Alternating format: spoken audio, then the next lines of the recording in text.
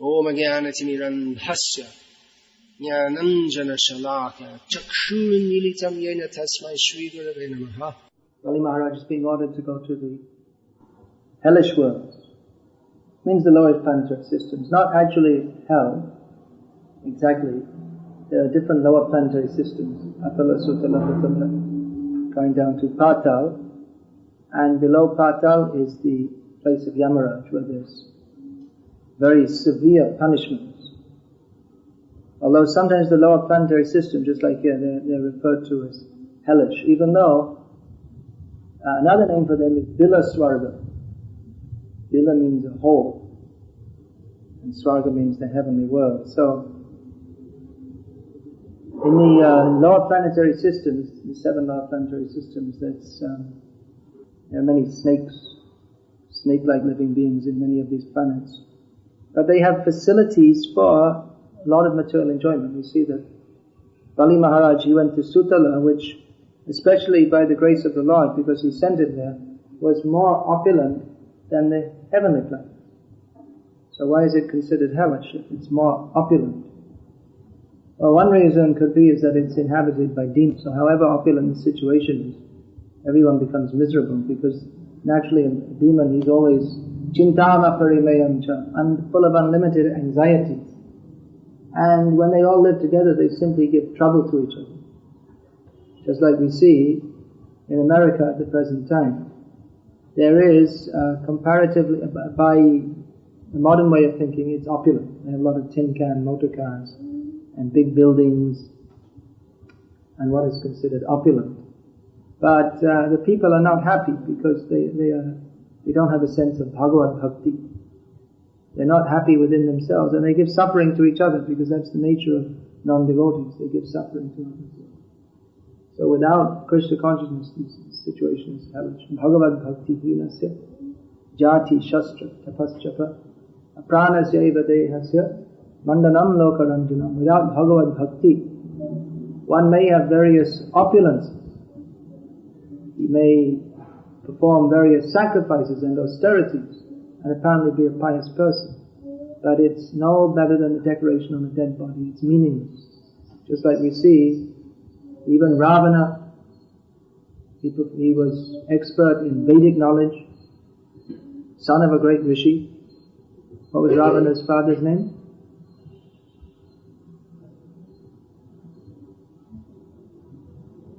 Hiranyakashipu. Who can say? Pulastya. So he was a rishi's son, Brahmin by caste. But he knew how to perform sacrifices. He performed very severe austerities. But he was devoid of the sense of Bhagavad Bhakti. Therefore, he was a demon. And even though there was a sense of material enjoyment among the demons, they're always cutting at each other. So even the demigods, they're not pure devotees, but they're devotees, so they have some good qualities. Therefore it said, Yasyasti bhakti bhagavat kinchana sarvai gunas tatra samasate suraha. Those who perform a kinchana bhakti, that means without any personal desire, devotional service to Krishna, they become imbued with the qualities, it said, of the demigods. Actually, a pure devotee, his qualities are even better than the demigods. The pure devotee is the best of all the... Deva means, who's a devotee? Deva, we generally think there are so many devas, so many demigods. But they're called Deva because they're devotees. That's their real qualification. They're called Deva because they have some sense of Bhagavad Bhakti. So even they, in the heavenly planets, there's also so many anxieties, because they're not pure devotees. As long as there's a desire for material enjoyment, there's always going to be some anxiety. But that is increased in the lower planetary systems, where they have some kind of society and cooperation. If they didn't cooperate, how could they join together to defeat Indra, to drive him out? But being the very nature of demons, they're always angry, disturbed, in so many ways. They have so many undesirable qualities. So, Vamandev is telling Bali Maharaj, you have to go down to the hellish worlds for some time. Now how is that? He is a devotee. He said you have to go you performed sinful activities, you didn't fulfill your promise, you didn't give charity as required. Actually no one could give charity like Bali Maharaj gave charity. That word is there, Bali. Bali means sacrifice, because he sacrificed everything. So there are many famous givers of charity, such as Karna. The name comes immediately, Karna. Any others very famous? Shibi. Then, I'm thinking of another one. He ended up becoming a lizard. Mriga. There are many famous givers of charity. But Bali Maharaj gave the whole universe.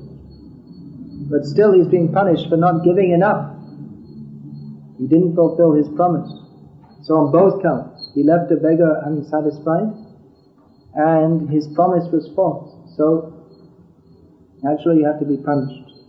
But a devotee, why should he be punished by the Lord? Generally it's considered if a devotee does something accidentally, then the Lord forgives that, and he's not punished like an ordinary karmi. Actually, he's not being punished like an ordinary karmi. This is the joking of Vaman. He's joking with Bali Maharaj to bring out his inconceivable good qualities, which are far greater than any Karna or Mriga, very great qualities. Bali Maharaj himself is quoting, of course he came a long time before Karna appeared, but himself is quoting that Prabhupada used to quote this, Kirtir yasya sajivati. One who has got fame, he lives, he continues to live, he continues to be remembered. Similarly, there's the opposite, fame and infamy. Yasha and apayash means fame and infamy. So if one is infamous, he also continues to be remembered, just like we're talking about Ravana, Hiranyakashipu. They're also remembered. They're famous. They're famous for the wrong reason. So if one can be remembered for the right reason, that is very good. Because a devotee, he doesn't try to advertise himself. Several devotees we see in Chaitanya Lila, Gopal Bhatta Goswami, Lokanath Goswami. When Krishnadas Kaviraj Goswami went to take blessings for writing Chaitanya Charitamrita, they gave on the condition, you don't write about me. So Gopal Bhatta's name just appears, but nothing about his activities. And Lokanath Goswami, who was the first, Lokanath and Gugarbha, they were the first Goswamis to be sent by Chaitanya Mahaprabhu to Vrindavan ahead of Rup Sanatan and the rest.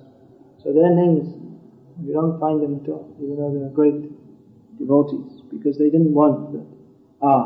Yes, I'll give you the blessings, write the book, and make sure you put in plenty about me too. Just the opposite. Yes, blessings, but don't mention anything. So, Bali Maharaj, he was also thinking like that it's good if your name is remembered in such a way, in a good way. There are some devotees, they think, no, why should it be remembered at all? But if one can set a good example, and that can be remembered, that's also good. Just like we read the stories of great acharyas in the past, so they live on by their fame. We still take inspiration on hearing. Bali Maharaj, we're hearing about his life. It's become true in his case, that by his glorious activities, he's remembered even now. So we take example, we take inspiration from his example. All these stories in Bhagavatam, there's so many books, shastras, they're all instructive to us. Purana means it makes the Veda Purna. That's one meaning of Purana. In other words, the Vedas, they give different directions. All the Vedas are meant for understanding Krishna. But it's not very clear in most of the Vedic literatures. Most of them, they only indirectly point to Krishna. So the Puranas, especially the Bhagavad Purana, very clearly points to Krishna. And also gives us the stories of great devotees, like Bali Maharaj, to give us inspiration how to serve Krishna. So previously, that not only on the Bhakti platform, but on the moral platform, cultural platform, people used to be immersed, here in India, people used to be immersed in hearing Ram Leela, Krishna Leela, Mahabharata. So, to get some idea how to properly behave, what is the right thing to do, to take example. And also wrong example, you can take instruction from the wrong example. There are so many instructions from the wrong example, just like we have the wrong example of Hiranyakashipu. He conquered the universe by his austerities. He thought himself invincible. Ravana also thought himself invincible. But the stories of their ultimate downfall show that you can't circumvent the laws of God, neither by performing austerities, nor by surrounding yourself with a great army. If you live sinfully, you have to suffer, you cannot go on. In course of time it will be stopped. Ravana thought he was invincible. No one can defeat me. Neither the Gandharvas or the demigods. He took benedictions, all the different classes of demigods. Some human beings he didn't take. He didn't fear humans. And he thought, even if there's any human being, he's in Lanka, 800 miles away from the coast of Bharat. I don't know if that's the modern Sri Lanka, unless they moved closer or something. There are different theories, because he said there's a tunnel that goes from Lanka to Brazil. That's why there's so much gold they used to bring. Even there's an entrance way in Brazil. Anyway, we're getting off the story here. So, anyway, even if there are any human beings that there used to be afraid, who's going to come 800 miles over the sea? No one can come. So, he wasn't concerned. Then Ram came. He didn't think someone was going to build a bridge by floating stones in the water. But he did. Even then, a couple of men with bows and arrows and a bunch of monkeys. Nothing to fear. He was defeated. Hiranyakashipu was defeated by Prahlad. Because of Prahlad, because he defied Hiranyakashipu. Very passive resistance. Peaceful non-cooperation before Mahatma Gandhi. So because of his great offences to Prahlad, then Nrsimhadev appeared and destroyed him. So we get information from Shastra. All the stories are given just to see. You see the story of Mriga Maharaj, how even though he performed so many pious activities, but because of some trace of impious activity, he had to suffer so much. So you get some information how these mundane pious activities, even from the point of view of material enjoyment, they're not very useful. See, Mriga Maharaj, after performing so many pious activities, still he had to suffer in a hellish existence. So we get all information from the Puranas. Now we may be saying then, why Bali Maharaj is being punished? Actually, he's not being punished. He's not being punished. An ordinary person who makes a false promise, he's punished. Actually, Bali Maharaj's promise, ultimately it wasn't false, because he gave the space for the 3 steps. 2 steps, lower planetary systems, upper planetary systems, and the 3rd step to cover his head. So he fulfilled it. But Vamandev is just playing some game. He's testing his tolerance. How far can we push this person? Another great example of pushing the tolerance is given in the story of, what's the famous story?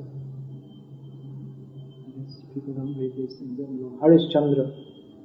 How he was stripped of his kingdom, made to wander like a beggar, and so many things. But he remained tolerant. So the test, he was tested, he passed the test, he didn't protest. There's test, and if you protest, you fail the test. But he remained fixed in his determination to serve Krishna. He remained fixed that whatever Krishna does to me, I'll accept it. And actually, Krishna, Vamandev, after testing him, gave him all material opulences, which ultimately he didn't care for. While he was in the mood of being the king of the demons, conquering over the hellish planets, he may have had some misunderstanding due to false prestige, Prabhupada writes. But then when Vamandev came and this test came to him, then he became awakened to full sense of Krishna consciousness, that which he heard about from Prahlad Maharaj. That became a reality to him. Sometimes people say that, why should you believe in God? No one ever saw such a God. You're talking about going to Vaikuntha, Goloka.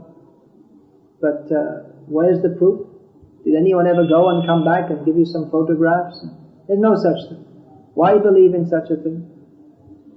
Better you're here, you make the best use of what's here now. Enjoy here now. So devotee, he has the faith in Krishna. Actually, it's not just blind faith. But devotee even here begins to experience Krishna. But his whole desire is to be with Krishna, serve Krishna. So in course of time, that will be fulfilled. And when that is fulfilled, then everything else, any other trace of any material desire he may have had, that becomes forgotten. Prabhupada gave the example that when one goes back to the spiritual world, someone asks that, well, what is it like? Do you still remember your material existence? Prabhupada gave the example, just like someone had some bad dream, and they kind of vaguely remember it. It's not very important. It's all finished. It's over now. So like that, a devotee, he has the faith that certainly if I continue with Krishna consciousness, I will achieve the result. And Bali Maharaj achieved that in his very lifetime. That Krishna came to him and lived with him. There's one kind of liberation which means to be in the association of the Lord. What is that called? Sayuja. Woo! Run away. We don't like to hear that word. What does Sayuja mean? To merge into the impersonal existence. We don't want that. You want that?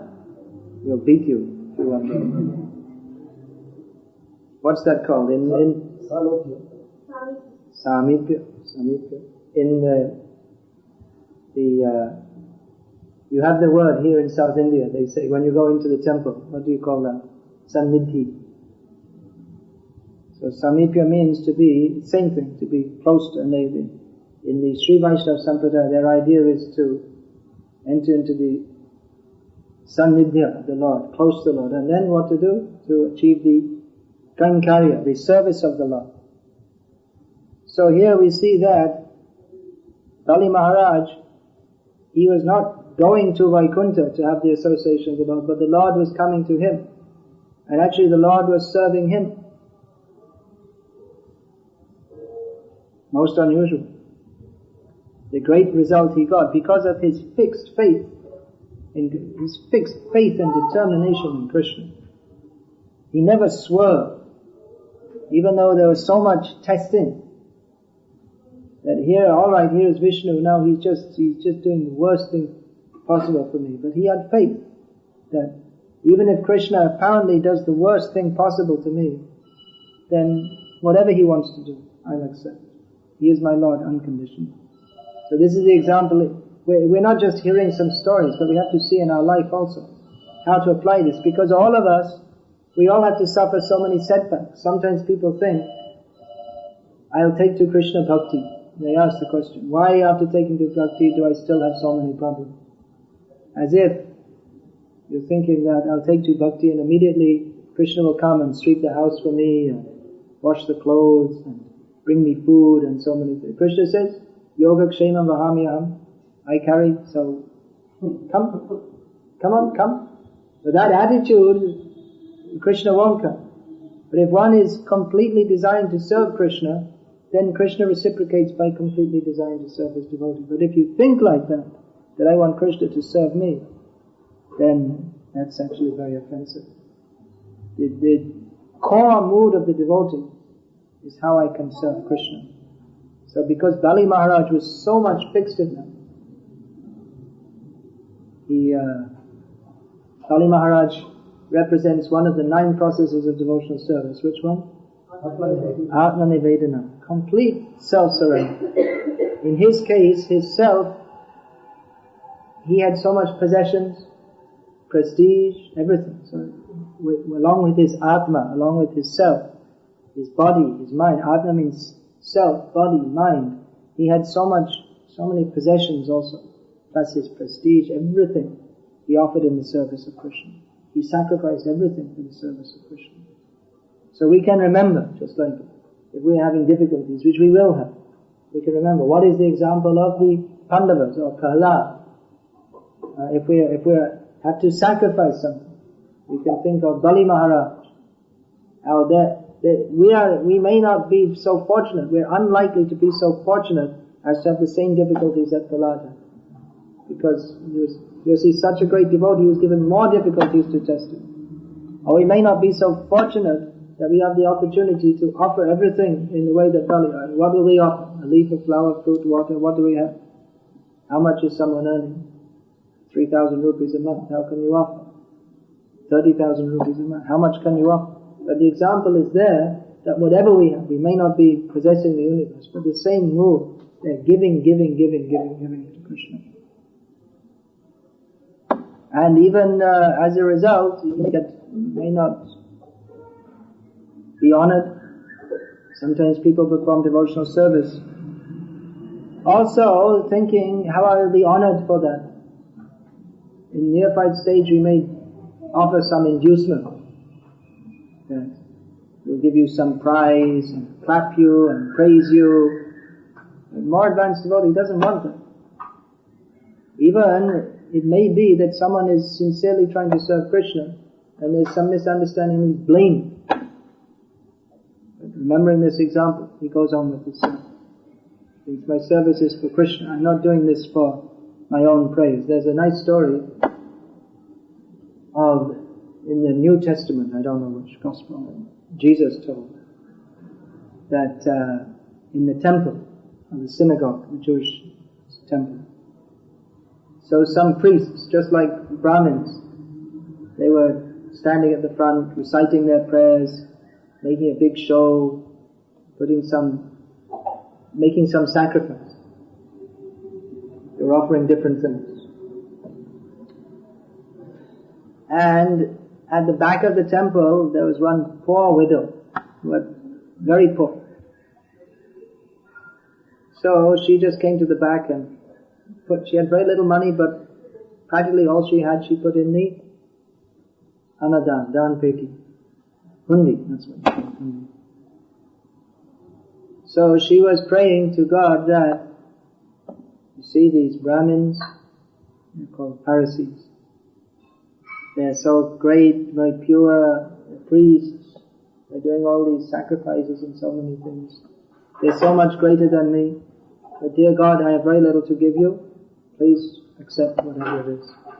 So Jesus told that the Brahmins, they got the reward of what they were doing in this life. It means people will praise them. That was their reward. The people thought, oh, these are very pious people. But the widow, she will get the reward in the next life. Because she wasn't doing it ostentatiously, not for a big show, but from her heart she was doing it. So Krishna is known as Bhavagrahi. He accepts not exactly what is offered, but he accepts the mood of offering. Now sometimes that's misunderstood, that alright, we'll just offer anything. But no. Devotee likes, just like, why we're cooking so many different nice things to offer to Krishna. And they say, well, why so what? Krishna's already, he doesn't need us to feed him. It's true. He doesn't need our food. Even if he needs food, he has Mother Yashoda cooking for him, Radharani cooking. What are we going to give? But the food, that how nicely we prepare, how nicely we offer to Krishna, that is an expression of how much we want to please Krishna by our service. Krishna sees it. He becomes pleased that someone has taken so much trouble to cook nicely and offer to me, whereas if you just, okay, boom, boom, boom, finish, here, minimum. Then Krishna sees that also. Between formal worship and worship from the heart, Krishna sees. What is the difference?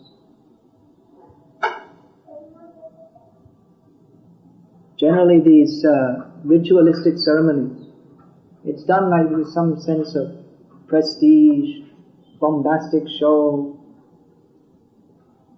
But Krishna, He's satisfied. If we offer anything, whatever it may be, with genuine feeling that Krishna wants.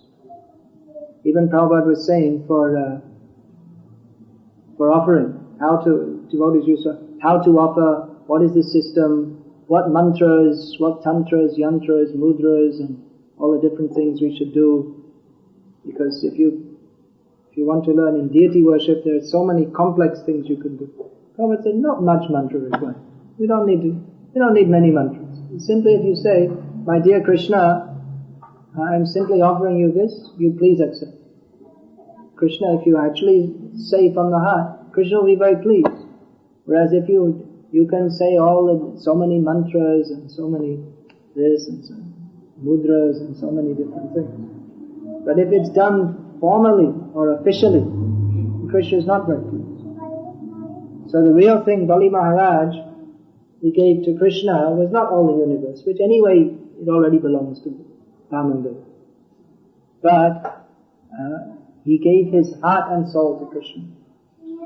And Vamandev reciprocated by giving himself heart and soul to Bali Maharaj.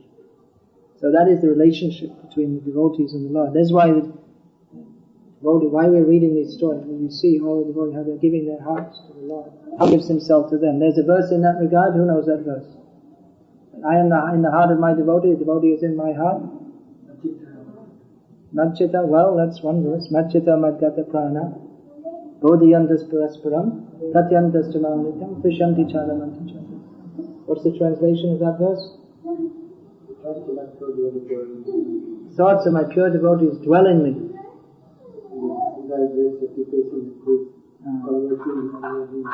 So there's one other verse I'm thinking of from the 9th canto of Bhagavatam. Anyone know that? That's from Bhagavad Gita, 9th chapter, 9th canto of Bhagavatam. Sadhavo hridayam lahyam, sadhunam hridayam taham, madanyate na jananti, naham tebhyo managapi. Krishna says, the devotees, they're in my heart, I'm also in their heart. They don't know anything but me, and I don't know anything but them. Who spoke this verse? Lord Vishnu. To Durvasa Muni. On which occasion?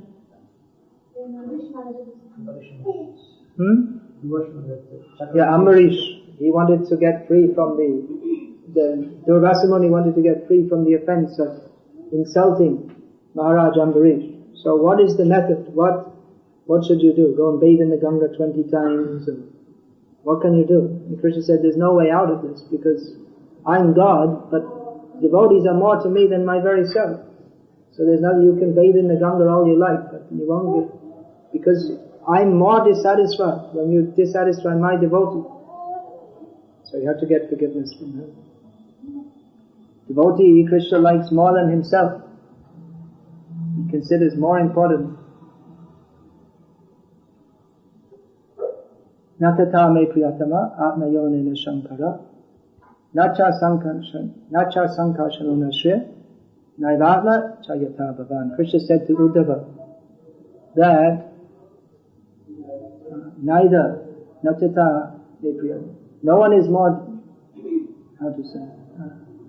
more dear, natata me priyatama, that Brahma is dear to me because he's born from my own body.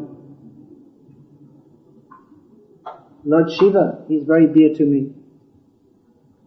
Balaram, he's very dear to me. Lakshmi, she's very dear to me. But Uddhav, you are more dear than all of them to me. And you are even more dear to me than my very self. This is the relation between the Lord and the devotee. So this is what's going on here. That Bali Maharaj and Vamandev, they some exchange of deep affection. That ordinary people, they can't see this. They'll see some story. But devotee, when he reads this, he becomes inspired with this. That how can we get some drop of that? That Bali Maharaj, he's so much an ocean of love of Krishna. So a devotee is thinking, how can I get in the same mood? How can I get even one tiny drop of the same nectar that Bali Maharaj is having? So how to do? We don't have any universes to offer. Not likely to either. Chaitanya Mahaprabhu told us, chant Hare Krishna. Yaha hoite sarva siddhi hoibe shava. By this chanting, everyone can achieve all perfection. The same perfection Bali Maharaj achieved by offering everything, the same perfection Prahlad Maharaj achieved by tolerating so many insults and tortures from his father, the same perfection that the Pandavas achieved, we can achieve by chanting Hare Krishna. But chanting means in the mood of cultivating the same mood as these great devotees. So chanting and hearing, hear the Shastra, associate with devotees, pick up that mood. What is Krishna Bhakti? Ultimately we say bhav, feeling. Feeling that is expressed by activity. But it's not just the activity, you see. What is the feeling? So Hare Krishna. Anyone like to say anything? You have any temple devotees here? Hardly, huh? They're shaving their head. No shaving their heads. Someone died? They don't come to the temple either. I think maybe someone died. They don't come to the temple and they're shaving their heads, so it must be someone died. I was going to say the Mangalati this morning, why I stopped him singing twice, because all the wrong tune, but there's no one to say to him. You also were going to stop him, right? Yeah. He started singing all the wrong tune. Papa said at least 50% of the Mangalati should be chanting Hare Krishna. And in the correct tune also.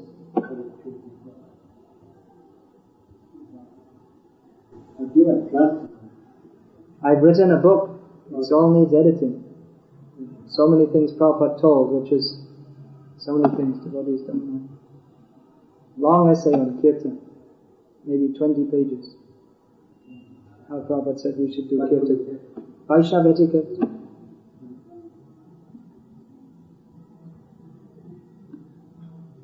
No, you were saying that Tundava is not the other than Bharata. That's what Krishna says. I don't want to argue with him.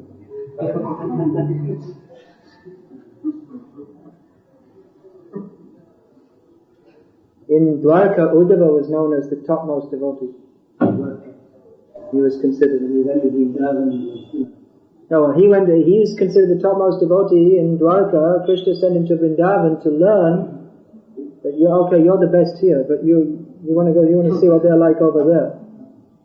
So Uddhav, he was famous as the topmost devotee because he's also mad in love of Krishna, just like the Brajabasis, who generally they do all kinds of strange things, like putting their clothes put down on the top part of their body, and because they're confused in love of Krishna. So Uddhav, he was also like that, because he used to go see the clouds and just talk to the clouds and all kinds of crazy things. So when he went to Vrindavan, he thought, I'm supposed to be the topmost devotee in Dwarka, but here it's a different level altogether. So Uddhav decided he'd like to stay in Vrindavan as some grass. Because he said, if I stay as some grass, then maybe sometime the gopis will come and they'll walk that way and I'll get some dust from their feet on me.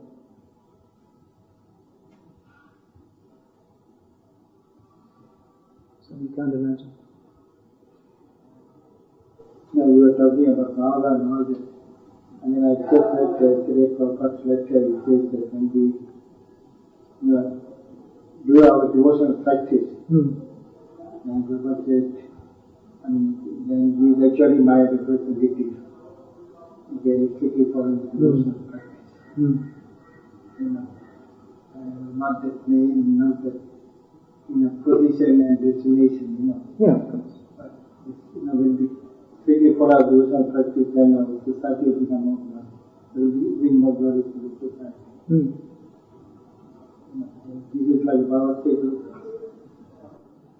But strictly following, one can strictly follow even in the beginning stage. So it's not necessarily that if one's strictly following that, it's not necessarily concomitant that someone who's strictly following is in the bhava stage. It has developed. Ado, Shraddha, Tata, Sadhu Sangha, Ata, Bhajana Kriya. So strictly following, that starts at the third stage. The first stage is have faith, and to associate with devotees. Then to follow strictly all the rules and regulations is the third stage. Then after that comes Anartha Nivritti, Ado, Shraddha, Tata, Sadhu Sangha, Ata, Bhajana Kriya, Anartha Nivritti, Nishta, Ruchi, Asakti, then comes Bhava. But even Bhav, that's a general term also. Bhav is a specific term which means the stage when one is practically a pure devotee. But also it's a general term which means feeling. So even in the beginning stages, if there's no feeling, then why will you follow Krishna Bhakti? Even in the beginning there's some feeling that has to be developed. Buddha bhava samamrita, Krishna says. Those who know that they realize I am the greatest. Krishna, ham sarvasya matasarvam bhavati. Iti natva bhajanti buddha bhava samamrita. Realizing Krishna is the greatest, everything comes from him, he's the source of everything. There are those who understand this by their intelligence, then with feeling they begin to worship Krishna. So feeling is always there. And if it's not there may be so many rules, regulations, this, that and the other. But it's not pleasant. Rules and regulations are required, but if we take Krishna consciousness only as a set of rules and regulations, then it becomes frustrating. So both things are there. Rules and regulations should be strictly followed. But sadbhavana, we've heard this term. Proper feeling should be there.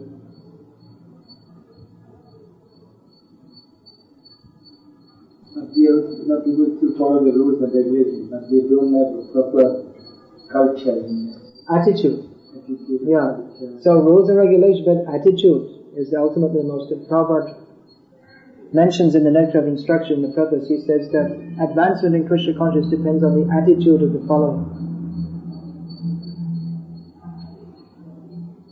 So one may strictly follow, but it may be niyama. There are two. Niyama agraha means not to accept the rules and regulations. And niyama agraha means to be very enthusiastic for the rules, but without understanding the inner spirit of the rules. Because all the rules are meant for developing love of Krishna. Smartavya satatam vishnu, vismartavya najantichit, sarva vidhi nishedasya, itya eva kinkar. All the rules and regulations are meant to, they're subservient to the main rule, which is to always think of Krishna and never forget him. So if one is interested in rules only for rules' sake, but he doesn't have a spirit of service to Krishna, then following the rules, it's actually is one of the 6 things which causes destruction in devotional service. Shraddha Bhakti Vinashyati, one of the things which destroys. So everything has to be kept in balance.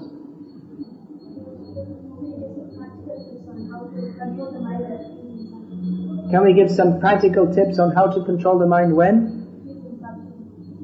When it feels insulted, when we feel insulted. What should we do? Then we can remember why we have so many books, the same thing I'm saying, just in the class. We can remember the example. No, but it's the same basic thing, just like the cowherd boys, they went to beg from the brahmanas and the yajnik brahmanas, and they were simply rejected. So they felt insulted. You remember that Krishna, you told us to go and beg, and now these proud Brahmins send us away. So they're all upset. And Krishna told them, why are you getting upset? Here, I'll tell you what to do next. Go and see their wives. So we can remember, even from the intelligent point of view, we can understand, why should I be upset? In 10 years' time from now, will I still be upset because someone said something? If you are, then that's very, very bad. If you bear a grudge. But just remember, anyway, who am I? I'm very small. Very small being in the universe. If someone's insulting me, maybe it's good. Maybe I deserve to be insulted more.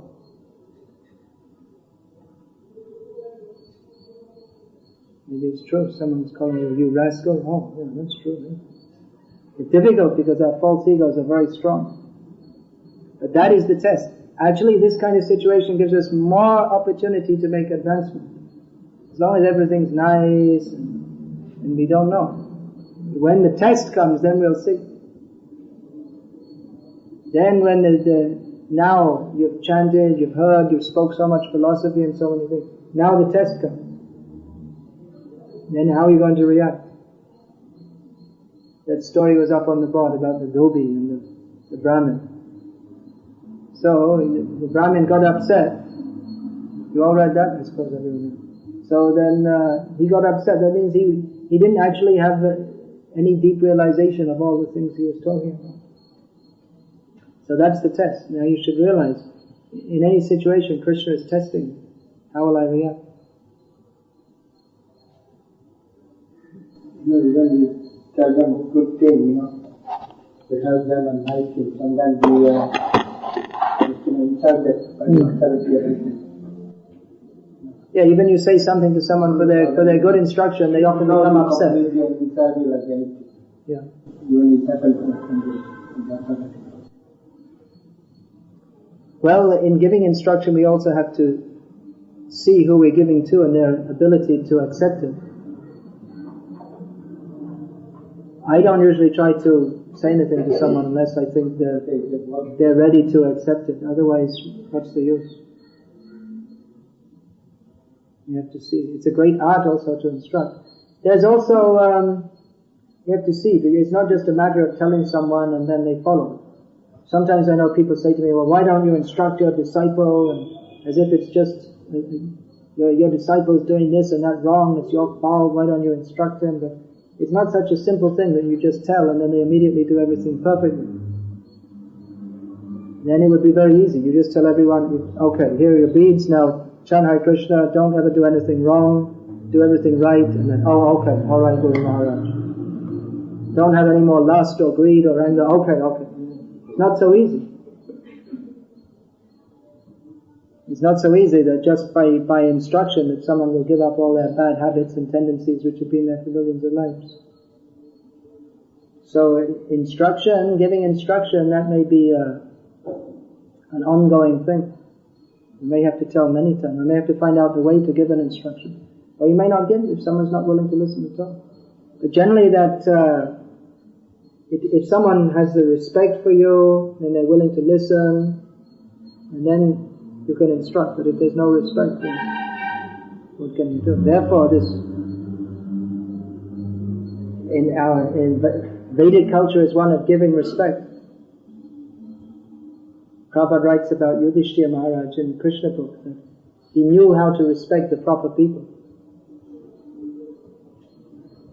So generally that one should respect elders, those who are more knowledgeable, those who are more advanced in Krishna Bhakti, authorities, just like one respects the king, or in a temple setup one should respect the temple authorities. So this is all meant so that those who have got the right instruction, those who are in authority are supposed to know what is right and what is not, and instruct others for their benefit. But that we see in traditional culture. It's not just that juniors respect seniors, but it's seniors also very affectionate to juniors in this way. So that culture now, where is that culture? In India also, it's more or less broken down.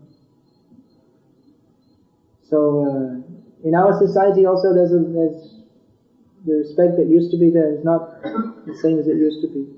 Because of in many cases the respect that was given was misused. Someone takes the position of guru and gets very heavy with his disciples, and then he also runs off. So actually people, they want to see that someone's not just in a position. But nowadays in our society, the position is that people may respect to some extent, but they want to see what is the personality also. That the days of demanding respect or just ultimate, that's not